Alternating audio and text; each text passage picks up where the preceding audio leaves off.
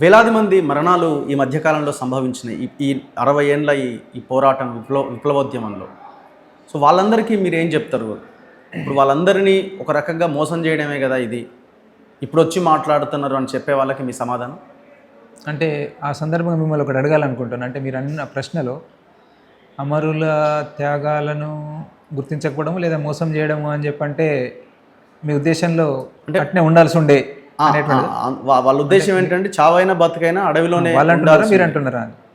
బయట వినిపిస్తున్నదని మీ ముందు పెడుతున్నాను. నేను అనట్లేదు, నేను స్టేట్మెంట్ ఇవ్వట్లేదు.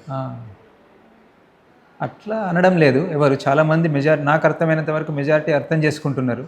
ఓకే, ఏదైనా కానీ ప్రయత్నం జరుగుతున్నప్పుడు ఒక మంచి ప్రయత్నం జరుగుతున్నప్పుడు అది కూడా ఈ స్థితి ఒక బలమైనటువంటి రాజ్యంకు వ్యతిరేకంగా ఒక బలహీనమైనటువంటి శక్తి ఇట్లా చేస్తున్న క్రమంలో నష్టాలు అనివార్యమని తెలిసి మొదలైనటువంటిదే ఇది ఉద్యమము.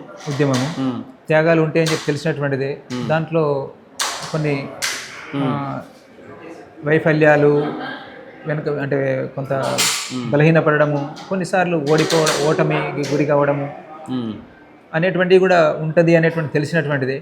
మేమేం అట్లా ఏదో మేము తప్పుడు నిర్ణయం తీసుకున్నాము, ఆ త్యాగాల కంటిన్యూటీ అనేటువంటిది రేపటి భవిష్యత్తుకు లింక్ ఉండదు అనేటువంటిది మేము అనుకున్నప్పుడు మేము ఇబ్బంది పడాలి. ఈ రోజున్న స్థితిలో ఇట్లాంటి నిర్ణయం తీసుకోవడం కూడా అవసరము, సరి అయినటువంటిదే అనేటువంటిది నేను భావిస్తున్నాను.